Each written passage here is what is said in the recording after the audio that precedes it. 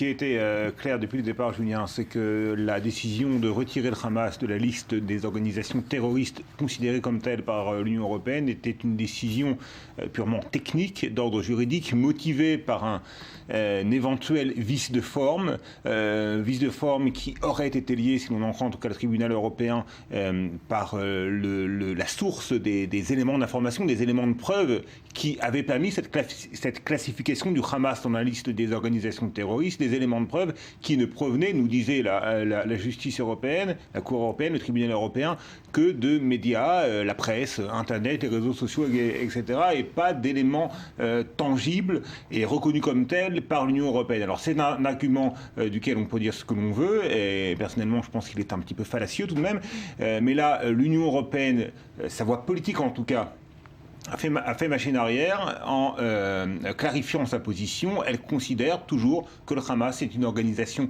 terroriste et que, je cite la porte-parole, et elle envisage de faire appel de la décision de la Cour de justice de le retirer de sa liste noire. C'est ce qu'a indiqué donc la Commission européenne aujourd'hui. Donc on peut pousser un ouf de soulagement après une décision qui est un petit peu étrange. Donc on a une décision politique contre une décision technique prise par la Cour de justice. Technico-juridique. Technico-juridique, absolument, prise par la Cour de justice européenne. C'était attendu, cette confirmation de la Commission européenne, où on sait qu'Israël avait demandé à l'Union européenne de réinscrire immédiatement. Finalement, le Hamas n'a jamais quitté la liste. Oui, effectivement.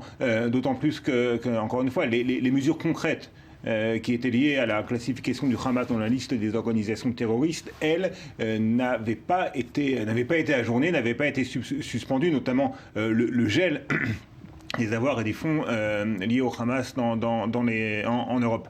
Donc, et le refus de financer, bien évidemment, directement ou indirectement, toute activité du Hamas. Donc tout cela restait d'actualité.